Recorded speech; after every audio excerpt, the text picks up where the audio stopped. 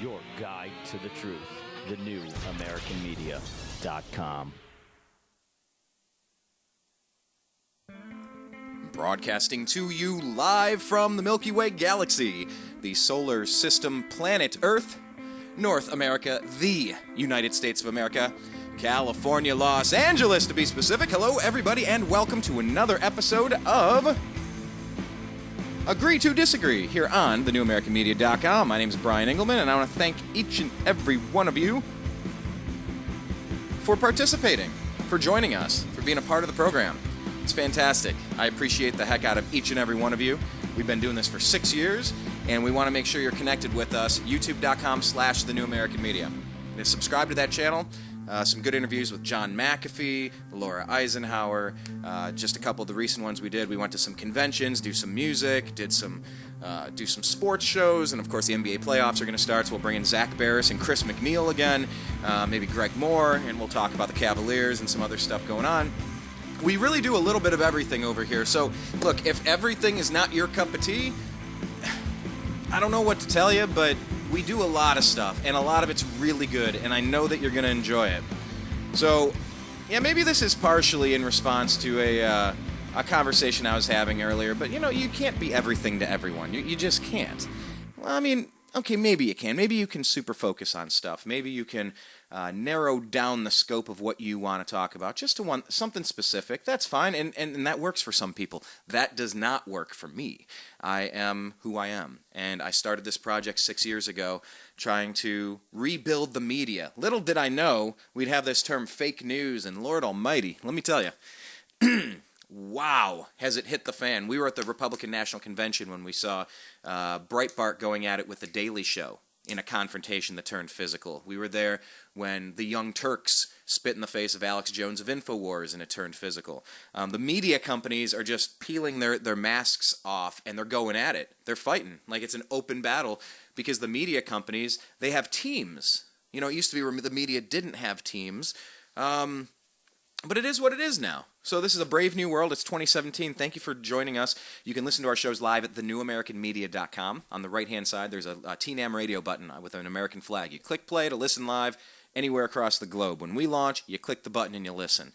But definitely Facebook. Link up with us on Facebook, thenewamericanmedia.com or facebook.com/thenewamericanmedia. You got to link up with us there. Amazing stuff going on our Facebook page. Twitter at American_media_. And our Instagram game is crushing it. Instagram.com/thenewamericanmedia. We try to have fun. We try to hit politics. We try to make you think. We try to, show you cool stuff. You're jumping in at a very interesting point of the New American Media. 6 years into a 10-year plan, and this year is going to be something, everybody. So thank you so much from the bottom of my heart. And I want to just kind of jump to my guest here. He's somebody who's been on the program before. His name's John Correia, and John has been working with Active Self-Protection, ASP, and they've been doing amazing work, and it seems like a lot of people are catching on to what they're doing, so it's been a little while, so we figured we'd bring him back in, and, I'm thinking we should discuss a few things. Hello, this is John. Hello, John, it's Brian Engelman, and you are live on Agree to Disagree. How you doing today, sir? Hey, Brian, every day's a holiday and every meal's a feast. How are you, man? Oh, God, can I borrow that? Hang on, every day's a holiday and every meal's a feast. That's good. Yeah, so the way that we learned it in boot camp is every day's a holiday and every meal's a feast. Every formation's a parade and every paycheck's a fortune.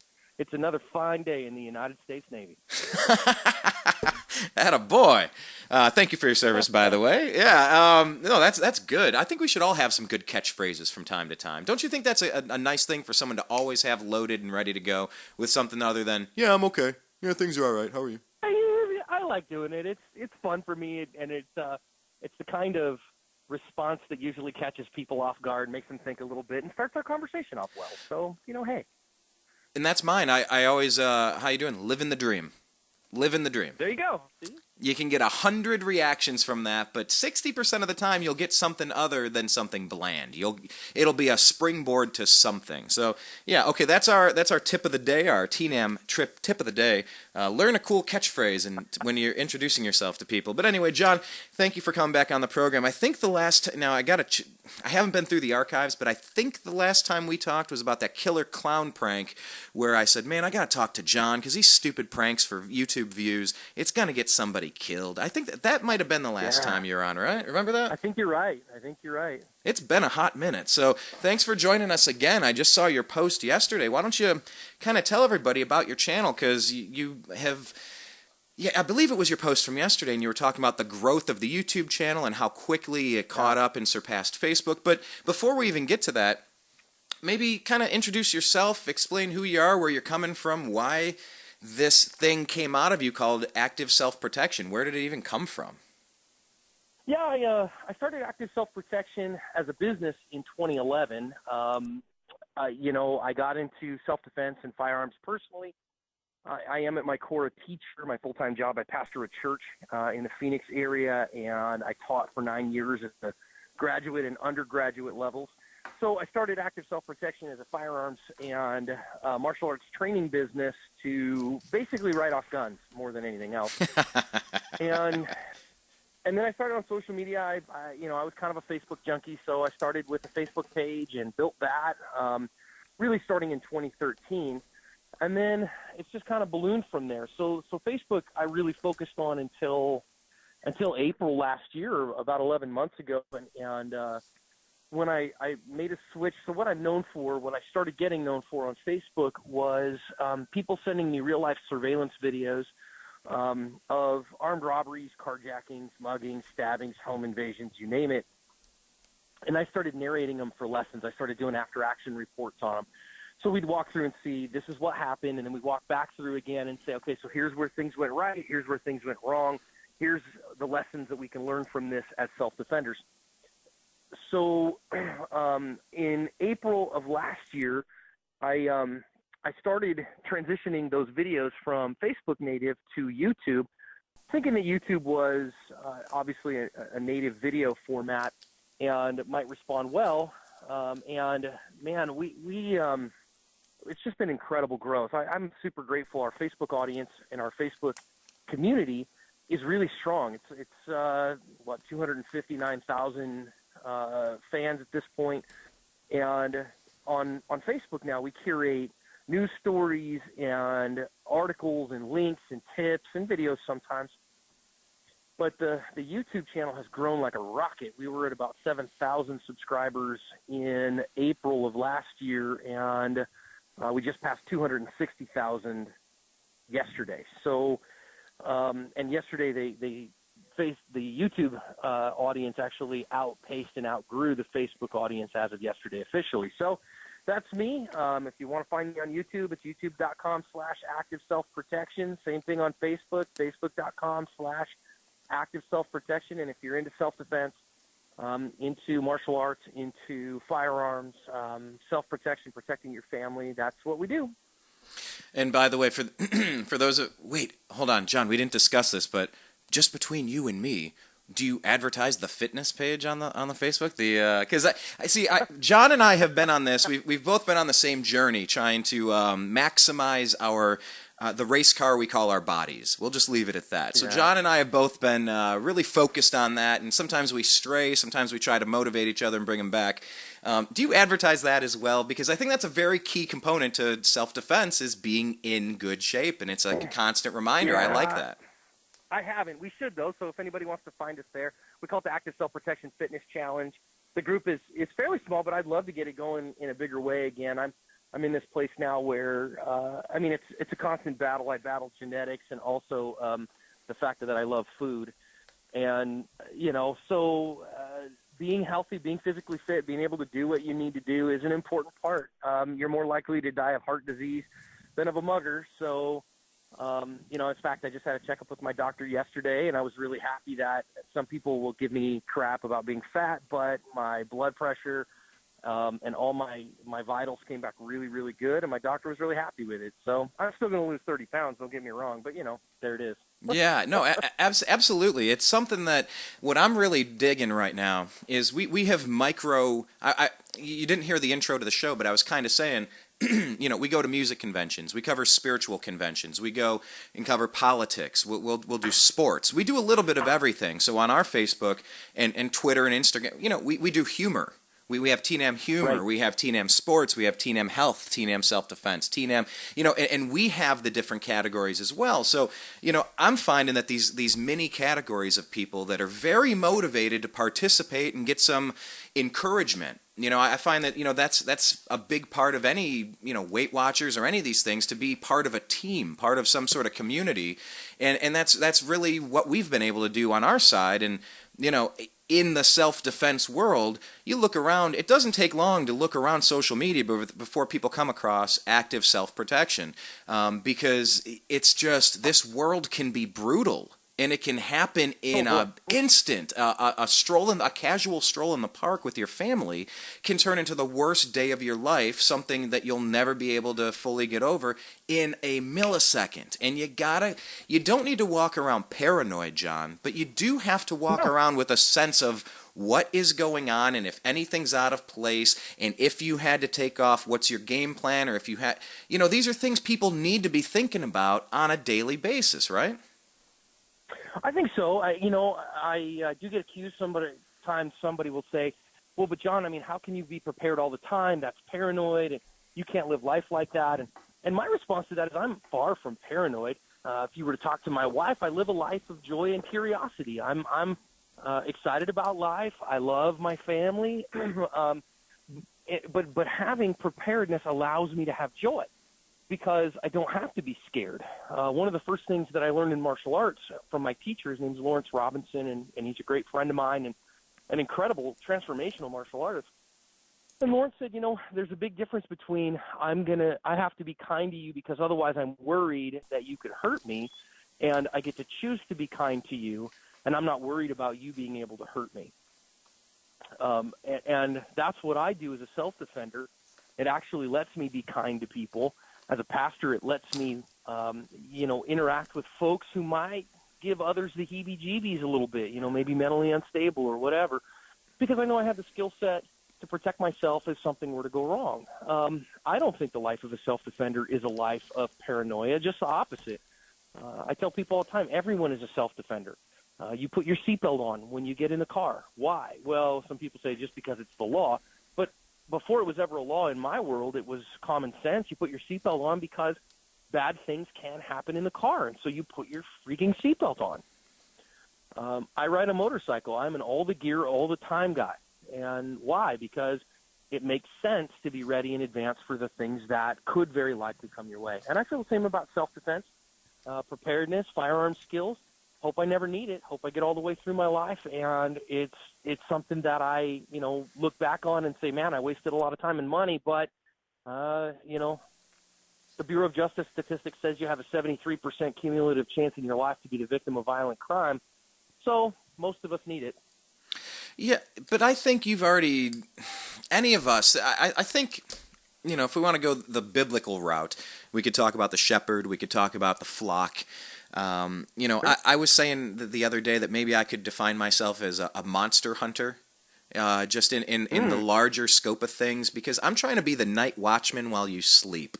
Now, I don't want to have to do it all the time because I need my sleep. So I want the people around me to have the skill set that I have so that they can also cover my six. They can watch my back so that we're all strong together, so none of us are vulnerable, so that we can all watch out for monsters and try to vacuum them up off of the streets. It's just like if you had a wolf roaming around your house in the evenings, you don't want them to come up and get your dogs. You don't want them to come up and get your chickens or your kids or something. You got to have someone paying attention to it. So my point is, I don't think we've wasted a whole lot of time at all, because we're teachers, we're shepherds watching over the flock. Sure. We're people trying to multiply. You say force multiplier.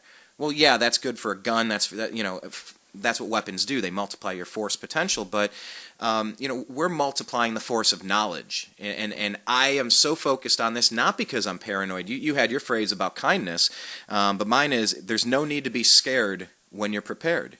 And I don't think that there is. When you got a basic skill set and you know how to look for things and you have a basic game plan, you know what? Let God sort the rest of this stuff out. I'm going to live my life, but I'm not going to be helpless in the process. That's kind of how I look at it. I think that's a great mindset, man. I couldn't agree more. 2 thumbs up from me. Well, John, there's a lot of things going on, and I don't know how we want to do this, because we kind of said, well, what do you want to talk about? And you're like, I don't know, it's your show. And I go, well, yeah, I know it's my show, but, sometimes it's good to have a focus from time to time. And what came up for me was trying to look back through some of these, over the past couple of years, maybe over the past year specifically, some of the public instances where violence has rocked the world, whether it's, the recent ones where cars are driving up on curbs and mowing people down, or, going back to San Bernardino, or, what happened in France, the UK. Unfortunately, there's no shortage of things we can talk about. So maybe you could help us kind of break down a few different types of scenarios, or if you want to take a specific location and event and break it down, I'll leave that up to you. Well, I mean, obviously the things that come into people's minds are those kind of big events, things like what happened in London this week. The attacks in Paris, Orlando, Virginia Tech, San Bernardino, and those kind of things are happening. But I always tell folks, look, they're incredibly rare. Your chance of being actually involved in one of those are minuscule, but because of the severity of it, because it's so shocking to the conscience, people really want to be, or they get scared about that. And that's where I go back to what you were talking about. Well, a little bit of preparedness goes a long way. A little bit of preparedness goes a long way towards keeping yourself and your loved ones safe. For instance, when people ask me, gosh, John, what's the thing to do, if you get caught like what happened in London, this isn't a guy, trying to shoot a bunch of people up. He's driving through the crowd with a car. Well, first of all, if you're in London, you're not carrying a firearm. You're just not, unless you're a criminal. So what does that mean for you? Well, heck, I was just in Thailand for 10 days with my wife, and I wasn't carrying a firearm there either. So one of the things I always tell folks is I think great training and great time should be spent on learning first aid skills, because when all the aftermath went down, there was too many casualties for the immediate first responders. They needed some people there with a little bit of tools to help them triage and to help some of those cases. And I carried a first aid kit with me everywhere we went through Thailand, because you never know when you're going to need that stuff. I've never been involved in a mass casualty. I've never been involved in an active killer, but I have been the first responder at car wrecks. Gosh, man, I'd say 5 or 6 or 7 times since I've started really training in self-defense just a few weeks ago. And you just, I don't know what it is, if I'm a crap magnet or what, but I see a wreck happen in front of me, or I come up right after the wreck happens. I had one not too long ago. Here's a great reason to have first aid skills. I'll tell you this story. I think you'll appreciate it. So I am actually, doing some pastoral work, delivering a meal to the hospital, to a family who was there while one of their loved ones was having surgery. Well, on the way there, traffic stacks up at this light that I'm going through. And as I get closer, I'm frustrated, like, come on, people, get out of the way. What are you doing? What are you standing here? Well, I see an older Ford Bronco with its doors open, kind of making a left turn, but it's sitting in the crosswalk, and its doors are open. I go, oh, that's bad. Well, then sitting in the front of the grate of that Bronco, you can see a guy kind of tangled up in his bike laying on the sidewalk with several people standing around looking at him. Great. Obviously someone's hurt here, right? So I jam my truck up on the sidewalk while everybody's kind of trying to work their way around the guy, the traffic or whatever. Grab my first aid kit out of the back seat of my pickup. I usually keep it in my man purse. Yes, I carry a man purse. Don't judge. Yeah. It is what it is. Right? John, I've switched. We'll jump back to your mangled biker in a sec. I was just gonna say I've switched to a very small backpack these days. That's my man purse. A very small backpack. Indiana Jones carries one, yes, right? Exactly. It's not leather, but it is what it is. Anyway, back to the mangled biker. So I get out there and grab my bag. My bag has my trauma kit in it, my first aid kit, which is genuinely packed for me and my loved ones. But I'm of the mindset that, listen, if you can do good, there's no reason for you not to. And so when I get out, the guy's laying on the sidewalk, The Bronco had hit him. He's laying there unresponsive, and he has just a river of blood pouring out the back of his head. Oh. Okay, so has anybody gotten on the phone with 911? And everybody's standing around looking at the guy. So I point to one person, say, get on the phone with 911. I get my nitrile gloves on, and I start talking to the guy. Hey, man, what's your name? Who are you? No, not responsive. He's obviously got all the wind knocked out of him, not responding to me at all. So I start looking. I do a quick triage. I grab my stuff, and we start going to work. Well, I couldn't get the blood in the back of his head to stop. If you've ever been around a head injury, they bleed pretty heavy. Oh, I have, yeah. So I made a decision to use my hemostatic. I had some quick clot gauze with me, and I know that the EMS was going to be frustrated with that, but I didn't know how long they were going to be. He was bleeding pretty bad. So I used it. It stopped the bleeding pretty good. Had somebody else help me. I had trauma shears with me. They made sure that he didn't have any other injuries on him, that he was okay. So we were looking for some hidden stuff. He was all right. He was breathing. We sat there for a few minutes, kind of just stabilizing him and making sure that we didn't see anything else. EMS showed up about 3 minutes later. The funny part is, literally the minute that the paramedic stood over him and said, "What's your name?" The guy was going, Paramedic says, "What's your name?" He says, "Keith," like clear as a bell. Wouldn't respond to me, but as soon as the paramedic with paramedic hats on, he responded to him, and they got him to the hospital, and he had a wicked concussion, and he was okay. But those are the kind of stories that the other funny part of that is I took my gloves off at that point, and the paramedics or the fire department that had responded kindly let me restock my kit, except for my hemostatic, out of their truck. And I didn't have any blood on me other than on my gloves, which was pretty amazing, in fact. But those are the kind of reasons that I take first aid training. Those are the kind of reasons that I carry first aid equipment, is to help people in times of need, me and my family first and foremost. So I think as a general rule, the most useful thing for you to protect yourself with mass casualties, again, whether that's Orlando or Boston or San Bernardino, whatever it is good trauma first aid training and a little bit of equipment. And it doesn't take much. You can get a good trauma first aid kit down into a 6x5 pouch, maybe 2 inches thick, something that would fit in a cargo pocket or in your purse or your briefcase, in your desk drawer, in your car. Those are useful skills that can save lives in a variety of circumstances. Yeah, I kind of like how you did that, but kind of turning this around to, if you should need some assistance, what can you use to attack with versus what can be used to help somebody who's been injured in some way. It's a very different mentality, but really we're just taking good things out into the world, and the more people we have that are walking around with good things instead of guns and bombs, it's all part of the picture. It's all part of humanity doing the right thing instead of doing these really weird, violent, strange things. Well, and let's be real. The new TCCC, the Tactical Combat Casualty Care Guidelines, have just come out recently. I think the last 6 months, they just revised them for non-emergency medical personnel, so non-EMT certified people. They're thinking mostly cops, stuff like that, but for us as well. And they talk about in those, there's a difference between what do they expect and what do they want in a hot zone, in a warm zone, and in a cold zone. And what should you expect to do in those? So a hot zone is where conflict is going on. There's a fight happening right now. There's an active killer here. There's an armed robbery going on. Well, if you're in a hot zone, the answer is not first aid skills.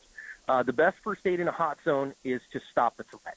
So, they teach that in combat too. They'll teach an infantry soldier, if you got a buddy who's shot, you don't stop and pack the wound until there's no more threats around. You got to go and, shoot anybody who needs to get shot.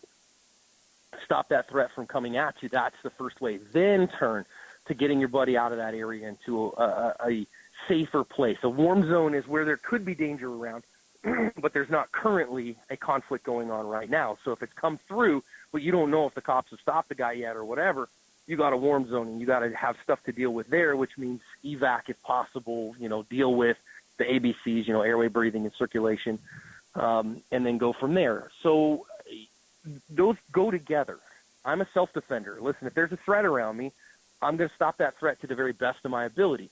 here in Arizona, I carry a firearm every day because, number one, we don't have to ask permission from the Crown in order to do so. But number two, because it's the most effective way to stop a deadly threat. People ask me all the time, John, why do you carry a gun? Very simple. There's a very simple reason I carry a gun, because I might have to shoot someone today. And if I have to shoot someone, I'm going to need that gun. Now, there's only a couple reasons I'd need to shoot somebody, but that's why I carry it. You may not. I know a lot of people who live in the People's Republic of California. Yay! Or like I said, I was in Thailand a couple weeks ago. And I know some people are like, well, I defy, and, I'll carry a gun in defiance of that or whatever. And, hey, if you want to take that risk, go ahead. But understand, when you use that gun, you've just ended your life, too, because you're going to end up in prison for a long time. And if you don't have a firearm, well, what's the most effective thing you can carry? What's the most effective thing you can have? The adage, and it's a bit of a worn saw, but it's true in a big sense. I'm the weapon. Everything else is just a tool. I'm the weapon. I'm the one who's going to stop the threat. Everything else is just a tool. And you use the best tools you have, the best things that are available, and that might be in your jurisdiction. Hey, I can carry a pepper spray, or I've got a pocket knife on me because I can genuinely say that, it's a tool and not a weapon, and I could use it if I had to, though I think most people couldn't use a knife in reality. They don't have the skills or the emotional fitness. Maybe it's a taser. Here in Arizona, a taser is not considered a weapon. You can carry a taser in a lot of places that you cannot carry a firearm. For instance, in Arizona, it's illegal to carry a firearm for a CCW holder on a school campus. Well, I got 3 kids in public school, but I do have a taser pulse that does duty when I can't carry a firearm like I can't on a school campus. So having the best tool available, man, that's a great thing. Stopping the threat, required thing. Then having the follow-up to be able to save a life, man, that's I think very important. And for me, having helped a couple of people out of really hairy medical situations, and been a first responder at more than one wreck, and I don't know about saving lives, but helping people to not be in danger of losing their life, waiting for EMS to show up, it's really gratifying.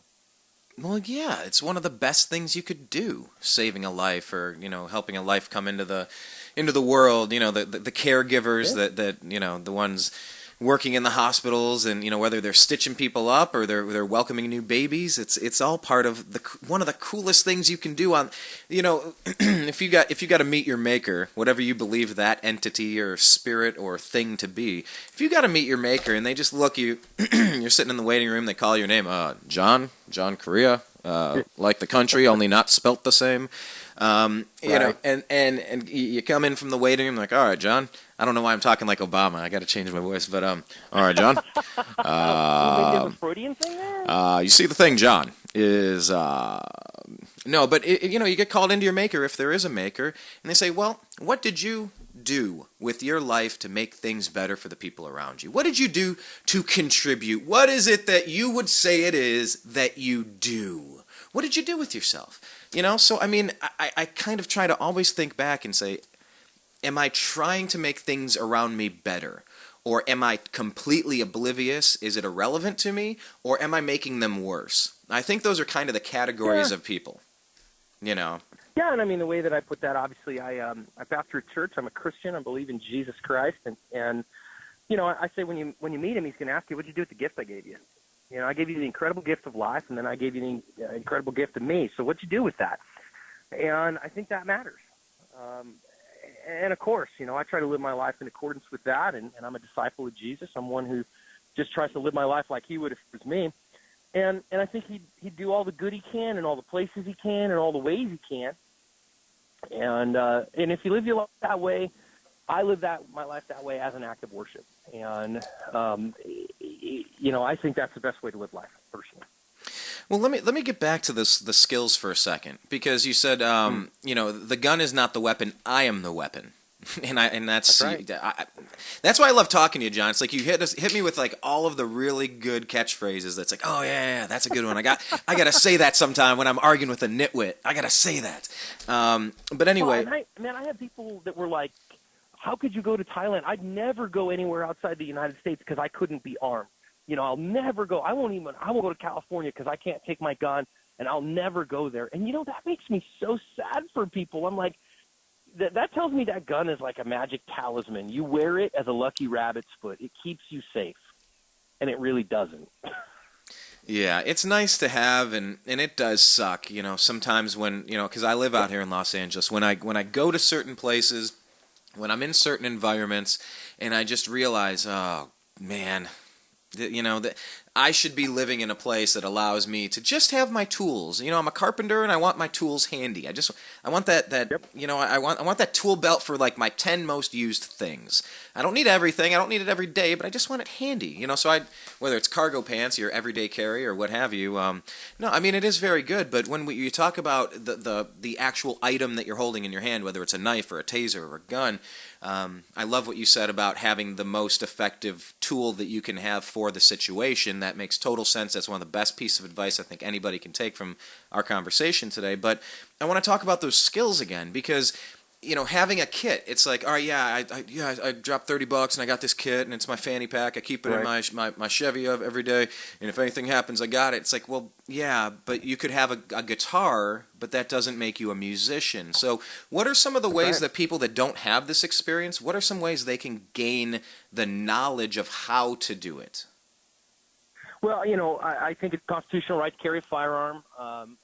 It is a constitutionally protected right to keep and bear arms, and I'm all about it. Don't get me wrong. I mean, I keep a firearm on me because it's the ultimate force multiplier that we have today, and I can project force. Nobody has a force advantage on me when I'm carrying a firearm. However, if you can't use it, if you don't know how to effectively use it, now granted, a firearm is a pretty intuitive tool, but you still got to get training. You got to be able to use that effectively, and I don't think most people do. Go to a public range and watch people, and you will see a level of ineptitude that will scare you if you know what you're looking at. So that means go take a good class. I recommend every person who owns firearms for self-defense to take one class per year to keep their skills sharp and to improve them. So, and that doesn't have to be with a national level trainer. You might get there eventually, but a good local or regional trainer, a one-day class might cost you $100 and, a couple, 3-4 boxes of ammo. But if you have to use your gun, you're going to be awful glad that your skills are sharp. A little bit of time on the range, a little bit of practice. Same thing with empty-handed skills. Watching YouTube videos is great, but you cannot learn skills with your hands and feet by watching YouTube until you're already quite proficient. If you are somebody who studied for 2, 3, 4 years on the mat, well, then you might be able to continue to practice on your own and gain things from video.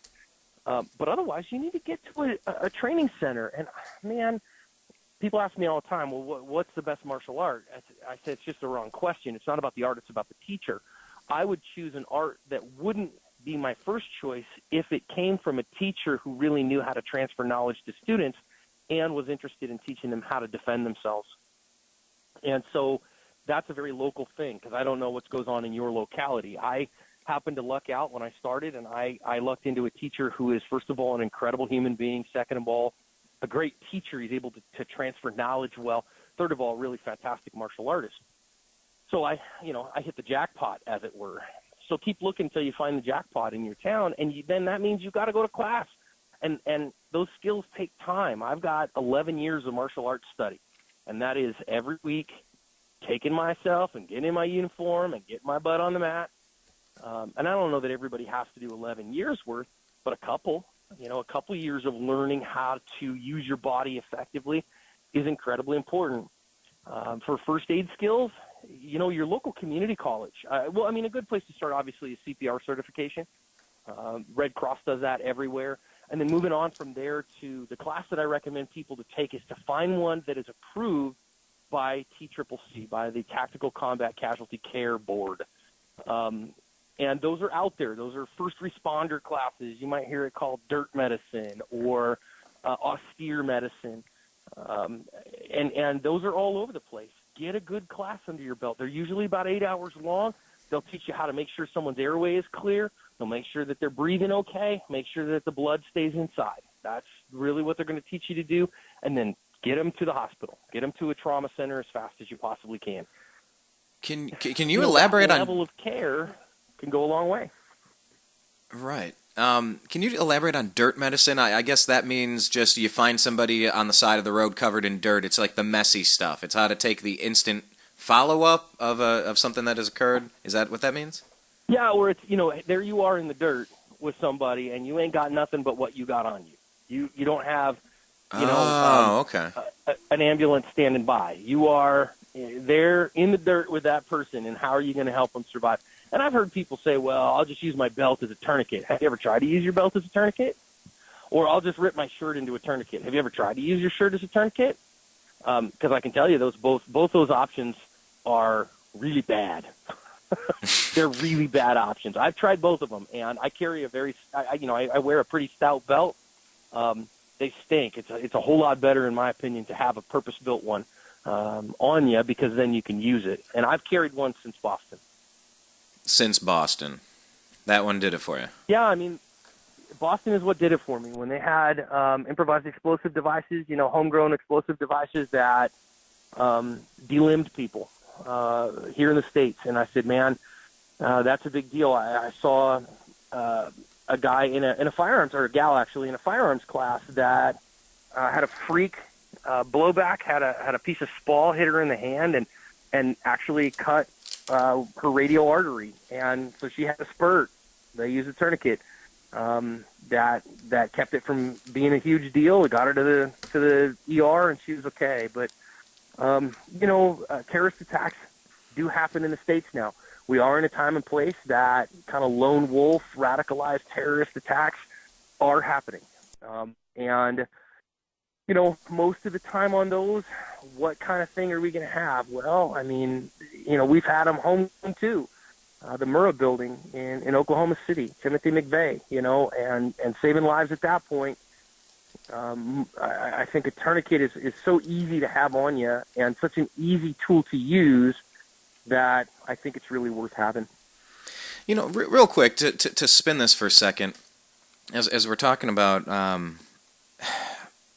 Boston Marathon and the motivations of people, a lot of these, one of the questions that comes up real quick is the influence of Islam. What's going on with it? Is it a religion of peace? Does it preach hate? Does it preach conquest? Does it, is it inherently with a wink and a nod saying, yeah, we're cool, we're peaceful, but they're actively trying to take over the world in a caliphate? I've heard it all. And I'll have polite conversations with anybody about it if they can stay polite and calm, which is kind of rare in some people. But that being said, I don't want to miss this opportunity to ask you, with so many of these being attributed to radical Islamic terrorism, where do you stand on this? I know that you've studied it, so what's your takeaway? Well, I think that, first of all, when you don't want to be scared of somebody, meet somebody in that group. I think first and foremost, I think a lot of people like to bandy around titles at folks. I've said this before to friends of mine who have very strong opinions, for instance, on, let's just say, illegal immigration. My first question is, how many illegal immigrants do you know? You meet a couple of them, and it humanizes. It puts face to things and makes you really think. So when people kind of flip out about Islam in general, my first question always is, how many Muslims do you know? And you should. If you don't know anybody in that particular worldview, well, shame on you. Come on, broaden your horizons a little bit. I know several, and I have several friends who are Muslim, and they're wonderful people. And I've met many Muslims. We've traveled, and they are good people. They can be fine people. They can be wonderful folks to get along with.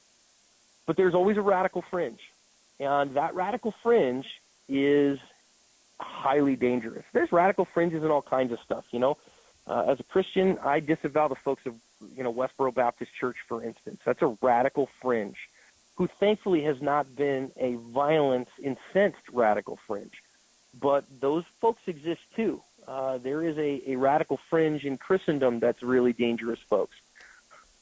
However, that said, where is the danger in America right now? Well, there's that fringe that gets radicalized by the radical extreme of Islam and gets turned loose on the West as the object of their anger. And that's real. I mean, there's just no question about that. And if, to deny that is just to deny reality. We saw that in the Fort Lauderdale shootings, airport shootings. Not long ago, obviously San Bernardino, that was a big deal. Still some question about Orlando and other, end motives and those kind of things. But, I mean, pretty clear there that there was at least some connection. London, Paris, and clearly those are happening and increasing. I mean, now I know young people who grew up in an era that they don't remember 9/11. Oh, man. Well, I was on active duty on 9/11. Okay, I was in the Navy that day, and I remember it. I remember what it's like being attacked on my home soil. So, those things are real. Does that mean I hate Islam? No. Listen, there's a mosque, 300 yards from my house.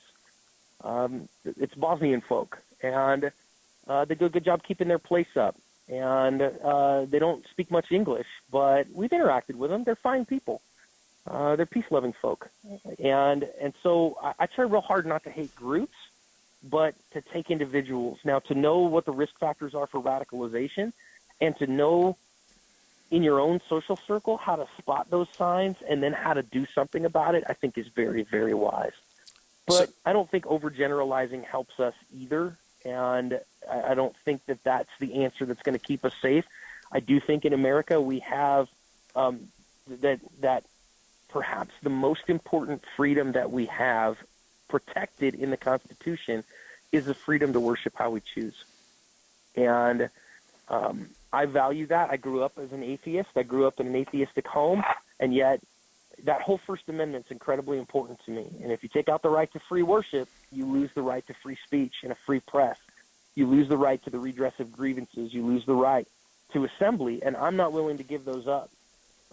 And just like any other freedom, I value the freedom to carry a firearm, and that freedom will include some misuse. It will include some abuse.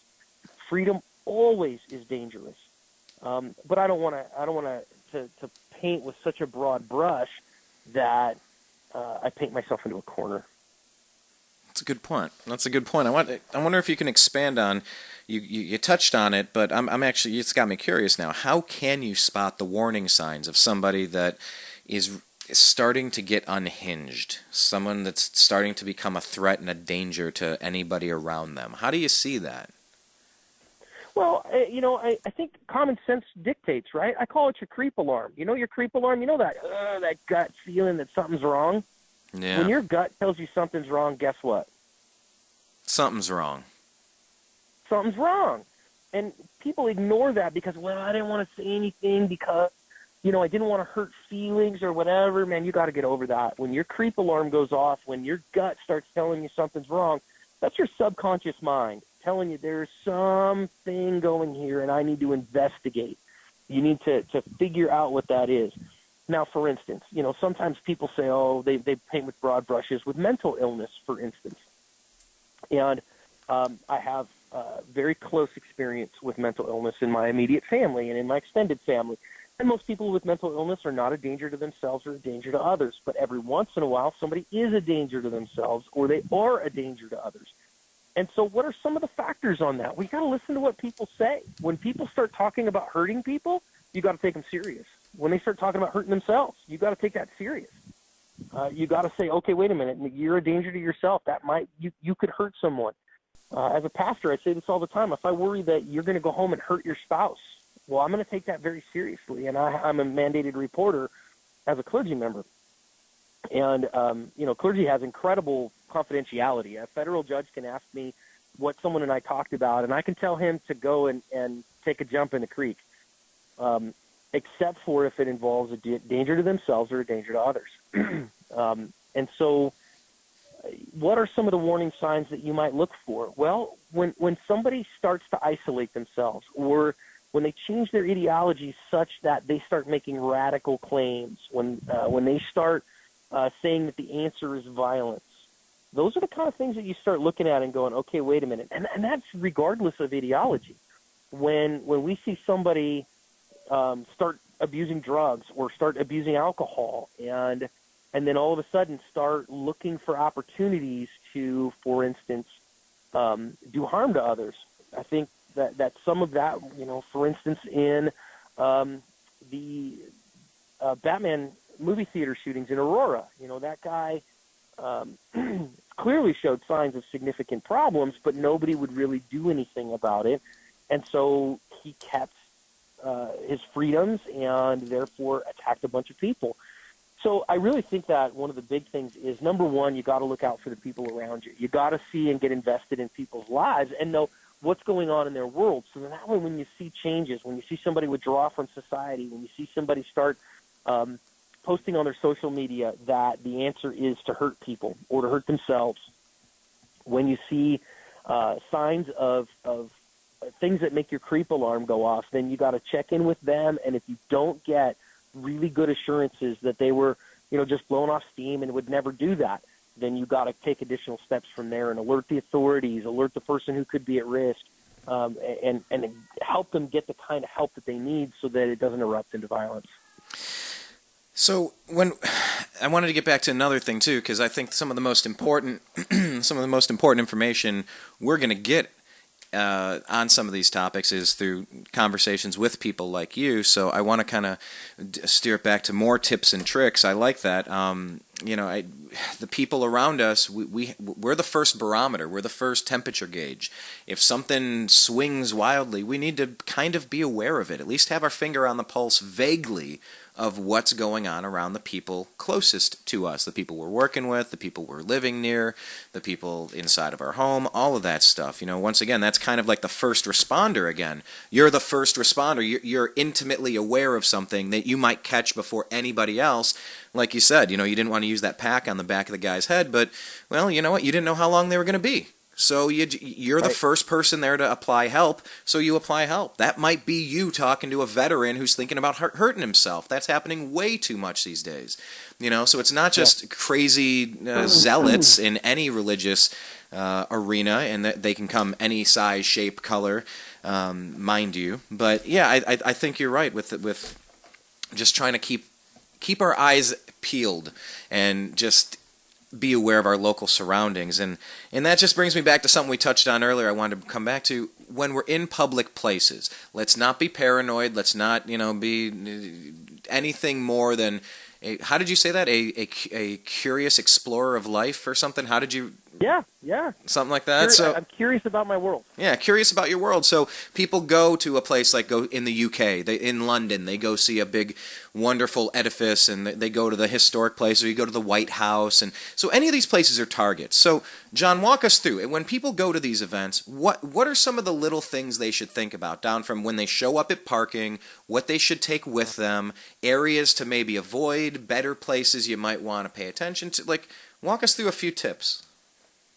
Well, first of all, in all of life, I say awareness of your surroundings is key. So many times when I see people hurt on video, when I see muggings and stabbings and carjackings, kidnappings, they begin with a lack of awareness of your world. And that gives the person with bad intentions an opportunity to ambush you. So what do I mean by that? Well, to be aware of your world, you ever see a 4-year-old or a 5-year-old go through their world? Very oblivious. And they don't, it's different than an adult. Adult is just like, well, everything's always the same, and I don't even see what's going on. Or I know people who say, man, I feel like I woke up at work today. I don't even know how I got here. Because everything is so the same. Whereas a 4 or 5-year-old, everything is so interesting. Everything is something to be explored. Everything is something to be investigated, because you don't know what's around the next corner. That's that life of joyful curiosity. Oh, okay. And if you live that kind of life of joyful curiosity, you're just seeing what's going on around you. What is out there in my world? And that by itself, I think, puts you so far ahead of everyone else in the world whose face is buried in their smartphone. And so first tip that I would have for anybody and everybody is, when you go into a public place, the minute you leave your home, put your phone in your pocket and leave it there. I love the fact that not long ago, for Christmas, in fact, my wife got me an Apple Watch, and I'm a total Apple homer, and she got me that watch. And one of the best things about it is that I can look real quick, whether somebody texts me, calls me, whatever, get an email, I can look on my watch, and my watch says, here's what's going on, and I can get that watch up high so I can still see what's going on in my world and take a quick look, and, phone's coming in, and here's a phone number, and do I know that person, and do I want to talk to them right now? Nope, I just hit the go away button and let it go to voicemail. Your phone still has voicemail for a reason. Somebody texts me, I can hit a quick answer actually on my watch and let it go, and I don't have to have my face buried in my phone. So put your phone in your pocket so that you can be aware of your world and see what's going on around you. In fact, I think that's a good tip for life anyways, because then that makes you interact with the people who are right next to you rather than retweeting what your favorite political guy just said. Who cares? Sit and do that stuff at home. Next thing that I would say is when I'm looking, some people, they get this head on a swivel mentality that they say, I'm taking everything in. You can't do that. Your awareness, I look at it like you have $1 in change, and you can put bits of that change into different pots to see what's going on in your world. So, for instance, you might, people say, well, you'd never want to put all your, your whole dollar into anything. That's a lie. Of course you would. Think about the first time you kissed your spouse, the love of your life. You put that whole dollar right in there because you wanted to experience that to the full. Okay, I get that. But as a general rule, you don't want to have your whole dollar in any one thing, like your smartphone. So you might have 10 cents listening for what's going on around you, and that might be just hearing the things that's going on, but then you are also aware if something odd comes, if you hear an odd sound or something that's not right. And when somebody comes into my periphery, I give them a real quick look. I don't pay super close attention to everyone, but I pay attention to two things. I pay attention to their face and I pay attention to their hands, because you can see in someone's eyes a lot of what's going on in their soul, and you can see in someone's hand what's their intent. Now, it might be winter in D.C., and so their hands are in their pockets. Is that normal? If it's wintertime in D.C., is it normal for somebody to be wearing a heavy coat with their hands in their pockets? Sure it is. So then you don't think about it anymore. It's normal. You look into their face, into their eyes. Are they paying attention to you? Are they acting furtively? Or are they acting normal? Do they belong here? Are they doing what everyone else is doing here? If they're normal and everything's good, I forget they exist. I just leave them alone because I don't have enough awareness to do this for everybody. And, of course, the bigger the crowd gets, the harder it is to look over everybody. So then what starts to happen, the bigger crowd that I'm in, I start not looking at everybody, but I start just curiously making sure, does everyone fit in here? Is everyone here belong here? Or, I start playing Where's Waldo? Or the old game from Sesame Street. You remember Sesame Street back in the day? Yes, I do. 3 of these things belong together. 3 of these things are kind of the same. One of these things is not like the other. Thing. Exactly. Remember that? Yeah, one of these things is not like the other. One of these things like just isn't the same. So yeah. I'll whistle that to my kids, right? We'll go somewhere and I'll go, hey, is anything not like the other? And not because there necessarily is, but just to get them to look. Is anybody out of place here? Is anything not right here?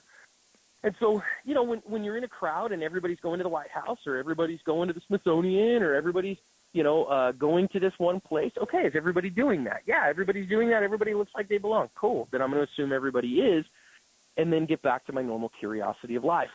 But when you start to see something's wrong, that's when I just encourage people, when something's not right, when you see someone out of place. Now, what could be out of place? I'll tell you the last time I had something that was out of place. I was at the mall with my kids, and I was doing my normal curious thing, and I'm looking, and what doesn't belong? What doesn't belong? Well, what didn't belong was a little 5-year-old girl who had lost her family. Oh. And she wasn't being real loud about it, but you could see her standing there next to this kiosk, and you could see her looking around, scared to death.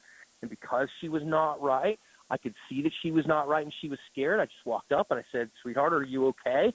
And she said, I don't know where my mom is. I said, okay, what's your name? And she told me, and I said, okay, what's your mom's name? And what does she look like? Oh, this is her name, and she looks like this. I said, do you know your mommy's phone number? She said, yes, I do. Awesome. I grabbed my phone. I said, what's mommy's phone number? she said this. I dialed Mommy. I said, Mommy, and she picks the phone up. Hello? I said, hi, ma'am. My name is John, and I have your daughter here at the kiosk in the mall. And, of course, she flipped out, right? I have your daughter. Hello, this is John, and I have your daughter. I'm here, and your little girl is here, and she's scared because she doesn't know where you are, right? And so, oh, my gosh, I'm so sorry. Yeah, okay, so we'll stand right here, and I'll stay on the phone with you until you get back. You want to say hi to her real quick? So she goes in and phone, Mommy, where you at, you know? And so it was fine. Everybody was okay. But my point by that is just seeing that something was out of place allowed me the ability to step in, no less than if someone's casing the joint to rob it. No less than if I'm walking in the parking lot and some dude's paying attention to me to say, hey, is he an easy mark to steal his car when he tries to get in it? Yeah, I'm big on that, like on the sidewalks, when it's nighttime, parking garages, you know, like I'm very big on those situations where you're kind of pinned into you're in a situation. You're going to be getting very close to somebody, and those are the places where I try to pay a little bit of extra attention. But I was at the Cleveland Cavaliers championship parade, and you're talking about a guy in D.C. with a trench coat and his hands in his pockets. Well, that makes sense. Yeah. But if you were in Cleveland on the day when 90 degrees and there's 1.6 million people downtown celebrating, if you're in the middle of the crowd and you see the trench coat guy, then. Yeah, that wouldn't make sense when it's 90 degrees and everybody's in short sleeve shirts and shorts. No. That would jump out as something strange. And I'm not blaming anybody on the day of the Boston attacks, but for instance, if somebody had seen, because they were just paying attention, they had seen these guys with these big backpacks at the Boston Marathon and had seen one of them drop his backpack in a trash can. Clearly, whoa, something's just wrong here. You don't do that. You don't throw your backpack in a trash can. What are you doing? Hey, officer, I need some help here. That guy just threw something in that, his backpack in that trash can, and then that way you can start taking steps to make yourself safer. This is the reason parking lots are the reason I love my flashlight. That old adage says, if you don't want to get eaten, don't look like food. Ah, yes. And one of the best ways you can prevent yourself being victimized is simply not to look like somebody who's an easy target. Now, for some folks, it's kind of hard to be. You use a walker or you're disabled. Honestly speaking, women, they can't help the fact that men view women as an easier target. Okay, fine. But, having something that says I'm aware of what's going on, like a flashlight. If I'm walking to my car in a parking lot at night, I have my flashlight in my hand, and if it's not well lit, I light the truck up and just make sure that everything is okay in it as I'm going up. If there's a corner that I can't see what's going on in it, I'll light it up real fast just to make sure everybody's okay. And I'm signaling as well. I'm signaling all around me to anybody who might mean me harm that I am not an easy target. And most bad guys at that point are smart enough to go, no, I'll wait for somebody easier than that. Yeah. And that same thing works, in general interpersonal violence. That same thing works in larger senses as well. So, if you're just paying attention, you're curious of your world, then you get to see things a lot farther off, and therefore you get more time and more space to respond in ways that are helpful. And then number two, if you don't look like food and you're willing to investigate and make yourself safer if something's out of the ordinary, and I think 99% of the problems of life evaporate. And then, of course, follow what we call Farnham's Law, or the rules of stupid, right? You don't go to stupid places with stupid people at stupid times and do stupid things. If you do not go to stupid places with stupid people at stupid times or do stupid things, you probably won't have problems. Statistically speaking, yeah, you're right. I instantly thought of high school and college. The people that you knew that stayed out of trouble. I'm not saying the people that never did stuff. I'm saying the people that stayed out of trouble versus the people that would go stupid places and do stupid things with stupid people. They were always in trouble. Always. And whether that's your spidey sense or just being aware of your closest surroundings, once again, paying attention to the people closest to you, being the first responder of people. And you got to read the situations that you're putting yourself in. It's one of the most important things, whether you're on vacation, whether you're in a public gathering, something like the White House or the Kremlin or something like that. Well, hey, you know what? We're getting ready to wrap this up, John. I just had a couple questions. I'll make these a little bit quicker, kind of like a bullet point. Haha, pardon the pun. Sure. But maybe just a couple of key moments here. I was wondering if you do bug out bags, if you get into that world at all, if you have any tips on things like people should everyday carry. You know, like you said, your fanny pack, that's one thing. But Yeah. For EDC or for bug out bags, do you pay a lot of attention to those things other than your medical kit? Well, I think that most people have no ability to bug out because they got nowhere to bug out to. I would encourage people instead to have what we call a get-home bag, which is if, God forbid, you get stranded somewhere or you lose, you have to sleep in your office overnight because something bad happened. You had a big earthquake, you guys in California, or there was a tornado or whatever. A get-home bag is something you can live out of for 24 hours, and that if you had to, you could walk home out of. You couldn't use your car or whatever. You could get home out of that bag. That's something that I think is very valuable to have in your desk at the office, to have one in your car, or to just carry it with you if you only want to have one. And that has things like a change of socks and a little bit of food, a space blanket, an emergency radio, a battery charger for your phone, something that gives you some extra phone life. Those are so cheap today, and having those. An emergency trauma. Your trauma kit should certainly be part of that for first aid, perhaps some means of self-defense, stuff like that. So as far as bugging out, man, I would encourage people instead to bug in. I think most problems that they're going to have are more problems of staying where they're at rather than, going into the woods or having any of those kind of fantasies. Okay, and that's fair. Now, okay, so that's the bug out bag that I'm sorry, you're calling it the what was it? The get home bag? A get home bag. Get home bag. There we go. Yep. Yeah, there's many different ways. Bug out bag. It's the good bag to get out of Dodge, and then there's the get home bag. There's a 24-hour bag. You can turn that into a 72-hour bag. It depends on what you're looking for. What about EDC? Just like obviously your fanny pack, but like if in your pockets, in your purse, on your person. Yep. What do you recommend as far as little items that have maybe the most utility? I always say, right, it's baby bear, mama bear, papa bear, right? It's a three bears, Goldilocks. Minimalist is, I always say, the most important self-defense tool that you have outside of your mind is your cell phone. So you keep the things that you just can't be without, that you absolutely have to have, you keep those on your person. You can keep other stuff off body, stuff that you really don't want to be without, but that you could live without. You can keep that stuff in your satchel or whatever. But the stuff that you just can't live without, that you really have to have right now, needs to stay on your body. And that just depends as well on your attire. So I don't work in a professional environment. I wear cargo pants. Cargo pants are really, really normal in this day and age. So I can keep a little bit more on me. I can keep my flashlight, and I always keep a pen on me. I those kind of things. My firearm always stays on my person. And I think if you live in an area or you the Crown deigns you reasonable to carry one, yeah. Then do so. And why wouldn't you do that? So that's the stuff that I keep on body. I keep my pepper spray on body because when you need it, you're not going to be able to go back to your bag and get it.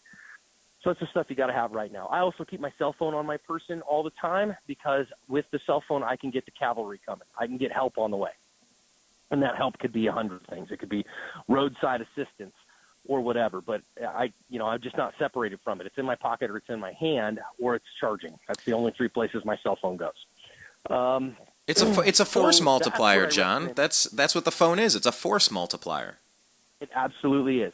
No question about that. I keep my wallet on my person too, because having some money available, a little bit of cash on you can go a long way. Even $20 that I keep it in my wallet, that it doesn't get used for lunch. It's emergency money and only emergency money, as well as a credit card, something that I can get out of trouble with if I need to right now. My keys as well, especially my car keys. If I'm out of the house, my car keys stay on my person. Because, again, my car can be used to get me out of trouble a lot or get me to where I need to go.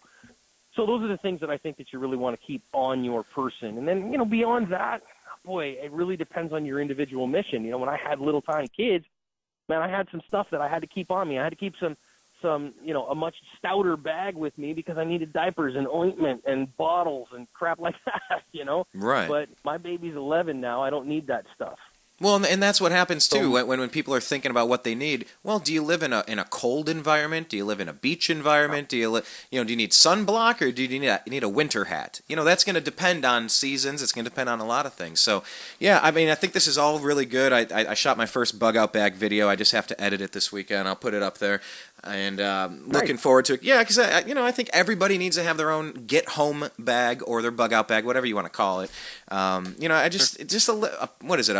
A penny of prevention is better than a pound of cure. Yeah, an ounce of prevention is worth a pound of cure. Yeah, I kind of fudge those together. But yeah, absolutely. I want as many people around me to be competent and ready to go and have an extra battery pack charger they can just plug in, so they don't, you lose your connection to Uber and Lyft. You lose your connection to the phone numbers of the people that you need. You're kind of stranded. You think this through, people, And the brand that I like Anchor as those little power packs. Yeah, I got a few of those. You can get a 10,000 milliamp hour battery pack for like $15-20, and I have found mine lasts on a charge for over a month.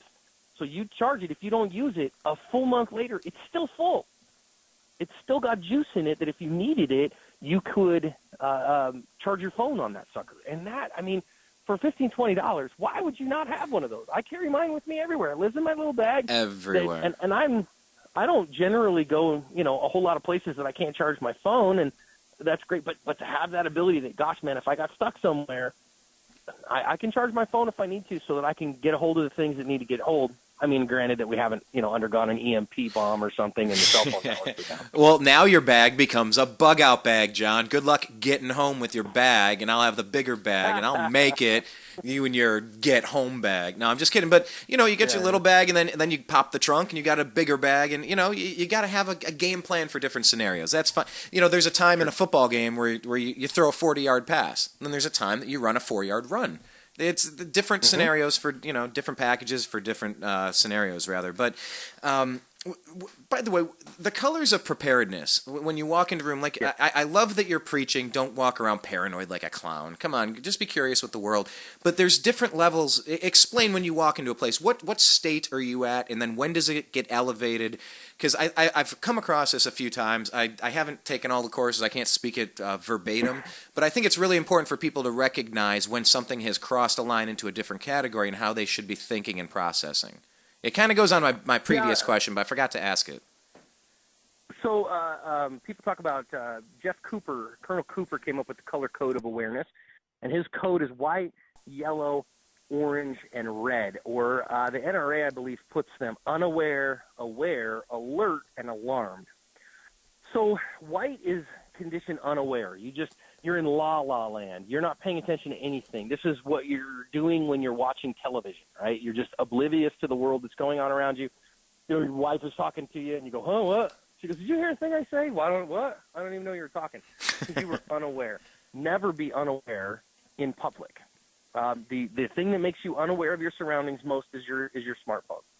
So don't do that. Well, then, John, wouldn't the second thing be inebriation? Because I think a lot of people go out and I'm not even kidding. I used to be a bartender, I mean, sure. Inebriation lowers your level of awareness and can very quickly take you into condition white, but you are unaware of what's going on around you.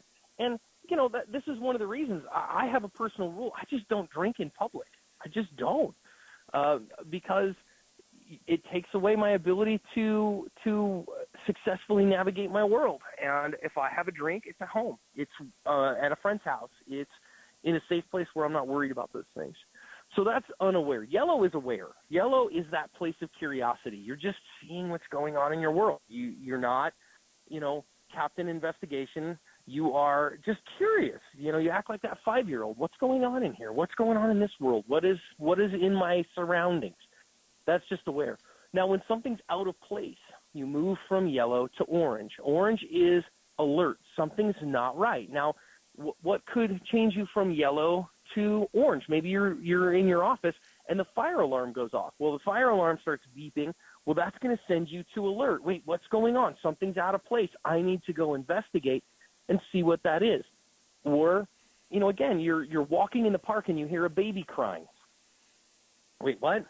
There shouldn't be a baby by themselves. oh, that baby's over there with mom and just doing things. That's okay. So you look and you investigate. Now, I've heard some people say, well, I live life in condition orange. No, you don't. You can't. It is psychologically impossible. You can be aware of what's going on in your world, but you can't be alert all the time. You can't say, wait, something's wrong. I need to investigate all the time. You just can't.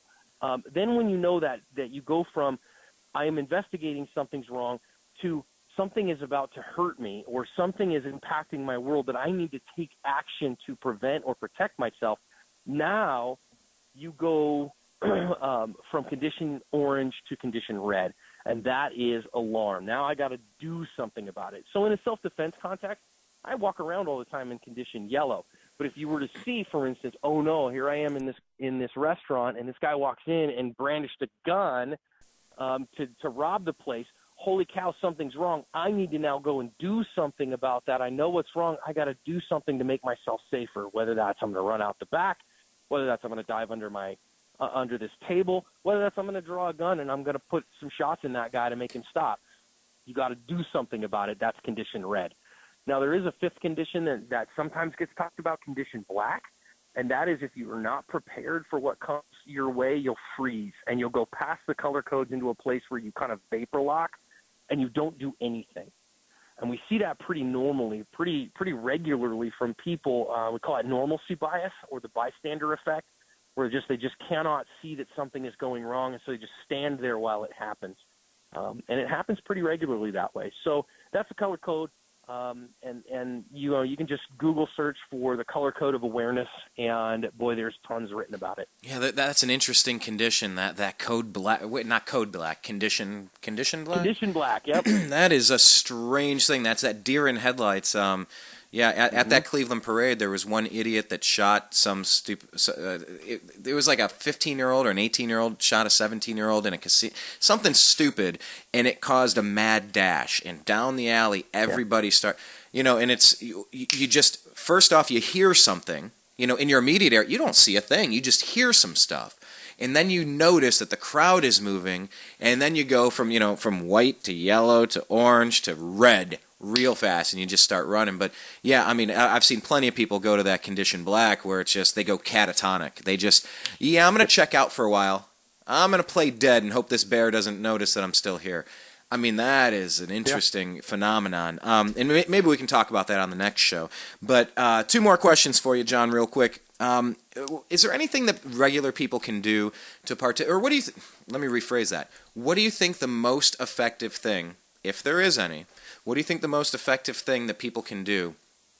What is the most effective thing that they can do if they want to reverse bad Second Amendment laws that limit their capability to defend themselves and their family? There, I finally got it out. You got it out. I think run for office. Really? Step up and run. They can do. Really? Yeah. And join a major political party? You could change. I mean, hey, you can be whatever political party. I personally am a political independent. But run for office. If you want the laws to get better, the best way to be that is to be the one sponsoring bills and the one signing them. And I think we need good people running for office. And short of that, of course, voting always, every single election, and harassing your elected officials in the kindest way. I write my state representatives and my national representatives regularly. I call them regularly. I show up at their town halls, and I politely and eruditely and kindly and professionally speak my mind and make sure that they know that their constituents value them. I think also, until you are elected, go talk to your elected official about legislation that helps the Second Amendment.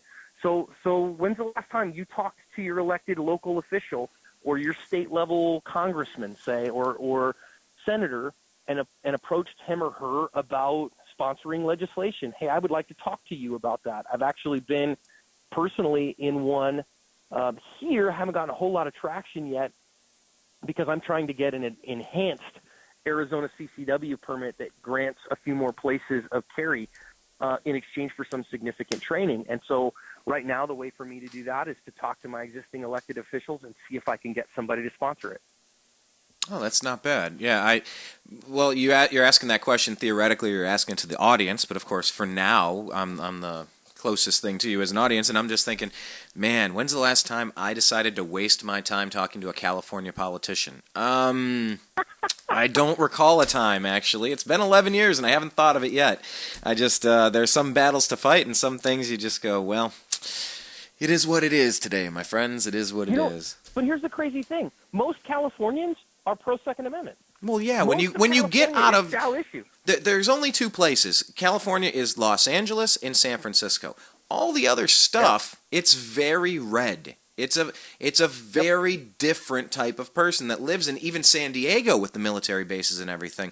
All of the farmland, all of the dirt land, and all of the desert areas. And I mean, if you're not in those two big major city center meccas, the sanctuary cities, California, you're right. It's a very different place. It's a very interesting place when you get out to San Bernardino and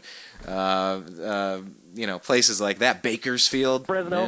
Yeah, man. Yeah, driving out to Vegas, you're going to see a very different California for a while there. Yeah, well, and so, I mean, my thing is wait a minute, how come the California legislature doesn't reflect that then?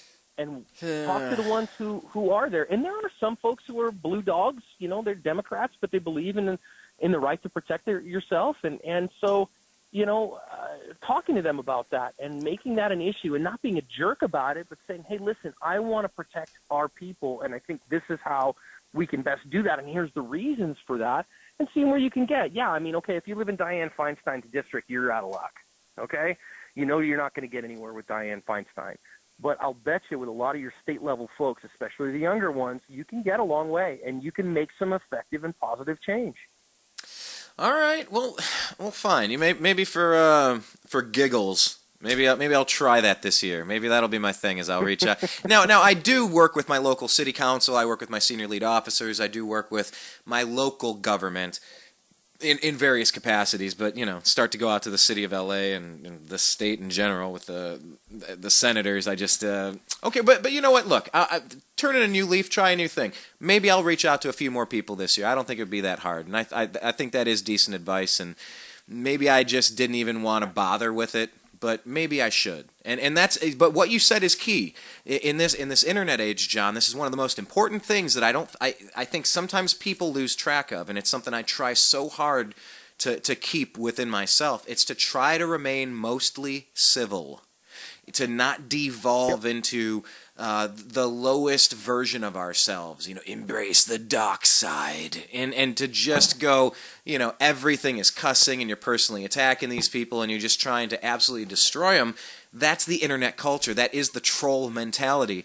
It is something that's prevalent, but it's not a good look. It's not good, and I think you're gonna get if the end goal is to try to harm someone or make them feel bad. Okay, yeah, that might be the best way. But if you're trying to get the thing that you want, and let me say that again, if you're trying to get Yeah, if you're trying to get the thing that you want, there's a good way to try it, and that's to be mostly civil, it's to be firm, it's to be clear, it's to not ramble, it's to make your point and do it firmly, nicely, and drop it, and then actually shut up and listen for a second.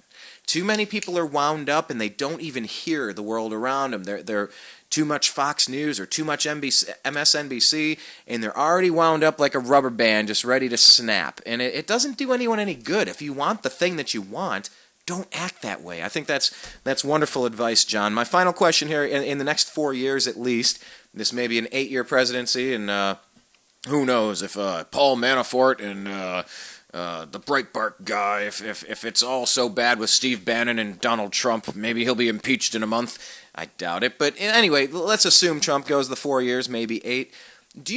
What do you anticipate regarding gun laws? I know you weren't a Trump supporter, neither was I. I did eventually hold my nose and vote for him. I don't know what you did. I don't recall. But that I voted third party. Yeah, and I did that up until this election. The thought of Hillary scared me too much. But hey, I think civilized, rational people can come.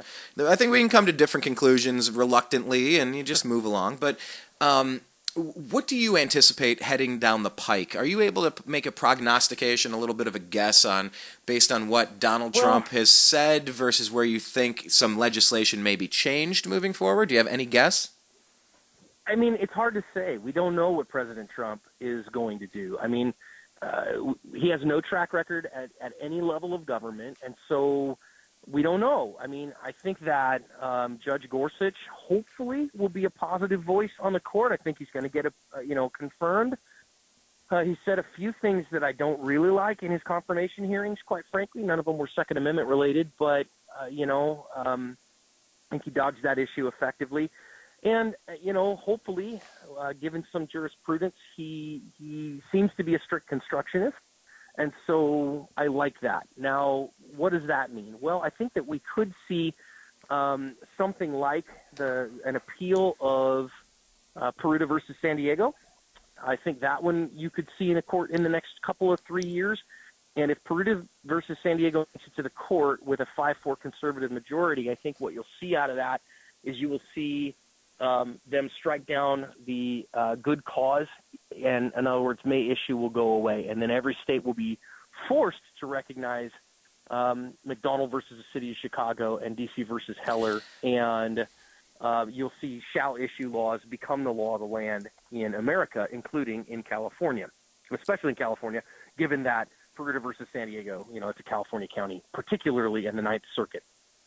So I'm hopeful, actually, that Peruta gets brought to the court and that the Supreme Court rules effectively that the right to keep and bear arms is not just the right to keep arms, but to bear them. And so the need of self-defense is enough. So I think that's one. The other two ones that are getting bandied about, number one's the Hearing Protection Act to get suppressors off of the National Firearms List.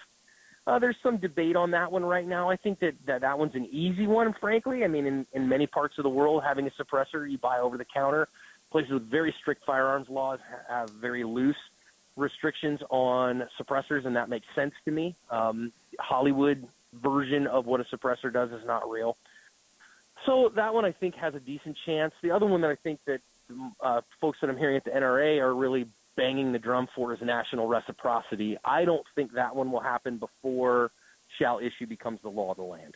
Once that becomes the law of the land, I think we could see it. But I also see what we're seeing is, for instance, yesterday, North Dakota became, I think, the 13th state to sign constitutional carry into law. And so that's a huge trend.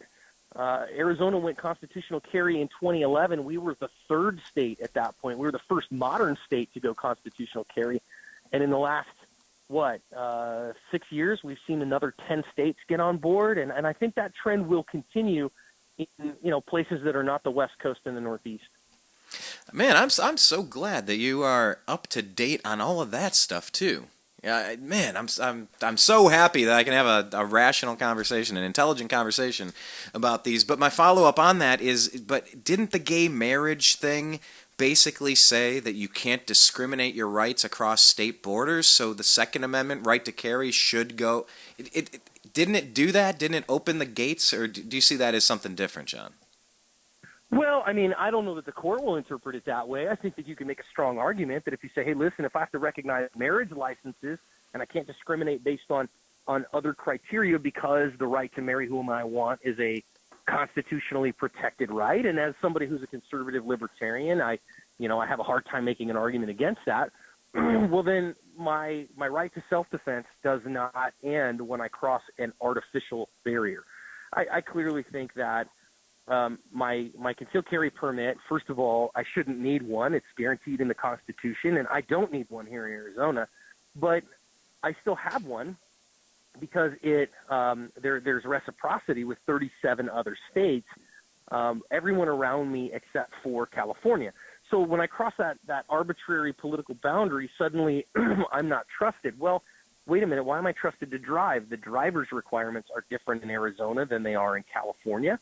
There's some substantial similarities, but when I cross into California, we know California recognizes my driver's license, but I have to follow the laws of the state of California when I'm in California. So I'm responsible to know that and to know what those laws are and how they're different than Arizona's. Well, I think that that's an easy argument to make, that it should be the same thing for my concealed carry permit, that it's valid when I visit other states, not if I were to go live there, but when I visit there. But I do have to follow their laws when I am there. So, for instance, right now, I would if I drove into California and my CCW was valid, I would still have to follow things like their 10-round magazine capacity limits, which I don't have here in Arizona. That to me makes imminent sense. But at the end of the day, I think it's a worldview issue, and I think that one's going to be a tough sell because of the political power of people like Dianne Feinstein, of people from California and New York that wield a pretty outsized power. But, hey, man, I thought there was no chance in heck that President Trump was going to get elected. Nobody thought he could, and I thought he could. I thought he could. I thought that he could. No, and like I said, that's far from being an endorsement of President. It's so weird when you said President Trump. That was one of the weirdest times I'd ever heard it. Like you said it, and I like actually it startled me. Now, oh man, President Trump? You just said President Trump. Okay, well that happened. Lord, I just got to say, if Hillary Clinton had the wheel right now, I just imagine the tenor of the country, the way things would be very different for a third consecutive term of this stuff. I really think we dodged a bullet, John. Yeah, I mean, even for those of us, and I get it, I think this is an issue that people that are thinking folks disagreed on. I get it. You said, you held your nose and you voted for President Trump. Totally get that. Even though as a Californian, there wasn't a chance in hell that it was going to help it. I know, but it was. But you're right. You're right. It didn't matter in California, but to me personally, I run the New American Media. I give shows, and right. some people give a crap what I say from time to time. So I had to think about it. Am I going to go out on the limb and endorse this person? My answer was no. Yeah. But I am going to support him over that. I don't see another option that's feasible, and I'm going to make that decision this time. And we'll see how it turns out. And I've told people that if I lived in a swing state, I might have had to do the same thing, but I didn't. And we don't know what he's going to do. And even for those who were like me who couldn't vote for him for a variety of reasons, I'm still awful glad that Hillary Clinton's not president. I think that. Gosh, man, what she admitted to do, I know plenty of people from the military who ended up in prison for just leaking classified material and using personal servers for government emails and stuff like that. I mean, that's just... look what they did to Petraeus. I mean, they ran him out on a rail for one 1/100th of what's happened already. I mean, it is laughable. And I think there's a counter argument that says that civilians are not subject to the Uniform Code of Military Justice, and I agree to that. But she should certainly have had her security clearance yanked, and somebody without a security clearance should not be president of the United States of America. It's that simple. And so, I'm glad too. I'm glad she's not president. I am very grateful for that. I think I'm still scared of the Trump administration. I'm scared of the way that things are going. I think that the swamp ain't getting drained. It's business as usual. So, right. I'm seeing a lot of bad juju. My one thing is I talk politics, and look, he appointed Jim Mattis as Secretary of Defense, which every soldier, sailor, airman, and Marine that I knew applauded. Mad Dog is incredible, but now he's catching all kinds of flack because he wants people that he can work with no matter what their political affiliation is, and he's not able to get them because of the politics involved. So that frustrates me. I wish that, the guy that's supposed to head the Department of Defense should be able to appoint those whom he feels like will do a good job to help him to run the Department of Defense. And we're not seeing that, and we're not seeing movement on, we're having a huge fight now about Obamacare and what to do in terms of legislation, and is this a good package or that one? And it just seems like it's more of the same to me. Yeah, I think you're right when it comes down to that. Right, left. I've been talking about the false two-party system, the false two-party paradigm. I mean, I'm not the only one saying it, but you really just follow the money. When the corporations are backing both major candidates at the same time, when the Saudis are backing the same people at the same time, when you just follow the money and go, they're just buying whoever wins. I think they're actually on the same team, like World Wrestling, like Jesse Ventura talks about, the Democrips and Republicans. they're two gangs, but they're on the same team. I remember when Jesse Ventura talked about, he'd be out there wrestling with someone, and they'd hate him and love the other person. They'd fight, and people would cheer, people would boo. It'd be ups and downs, and when it's over, they'd go back, they'd shower, they'd sit down at the same dinner table and share a steak and cheers each other with a martini, because they're on the same team. They make a lot of money when they keep people arguing and booing and cheering against each other. It's just a game, people. It's just a sport. It's just a performance. Don't get so wrapped up in the hatred of it because you're being used for money. So that's my advice to people. You should run. I am eligible to run for president these days. I am past 35 now, so I can give it a shot. There you So go. we'll see how it goes. John Correia, thank you so much. Tell people where they can check your stuff out online, the best places. You find us on YouTube, youtube.com/active self-protection for the daily narrated self-defense videos. And then our Facebook page, facebook.com/active self-protection, tons of stuff about personal protection, family defense, firearms, martial arts, those kind of things. Heck yeah. Yeah, link up with these guys on Facebook. You will not be disappointed. It's good stuff. John, thank you for your time. We'll do this again soon, and I'll send you the video once it's posted. I appreciate your time. And for everybody else out there in the new American media universe, I appreciate you. I love you. We'll talk again soon. Peace. Hi, everybody. You're listening to Agree to Disagree with Brian Engelman, and this is John B. Wells reminding you that not only is Brian Engelman a cool guy, and not only is the newamericanmedia.com a very cool platform, but here's a cool idea for you, too. Are you alone? Not really. Do you like dogs? Do you like cats? You do. Of course you do. Everybody does. One or the other, maybe even both. There are a lot of dogs and cats that are at shelters right now, and if somebody doesn't take them home, they're going to wind up euthanized. That's a nice way of saying they're going to be killed because there's simply not enough room. I guarantee it, the best dogs and the best cats, the best pets come from shelters. There's something about dogs and cats. They know. They know where they are. You walk through one of them, and certainly at least one is going to look at you and go, I wish you'd take me home. I'm in hell. Please take me out of here. It'll be the best thing that you ever did for your soul. You'll feel good about it. And not only that, but you have a friend for life. Doesn't matter if you got money, you don't have money. Well, it doesn't make any difference to a dog or cat. All they need is the sound of your voice and maybe even the stroke of your hand, and they're fine. Maybe a little food every once in a while. The sweetest sound that those pets ever hear is your voice. Think it over and adopt a cat or a dog from a local shelter today. I'm telling you, you'll be glad you did.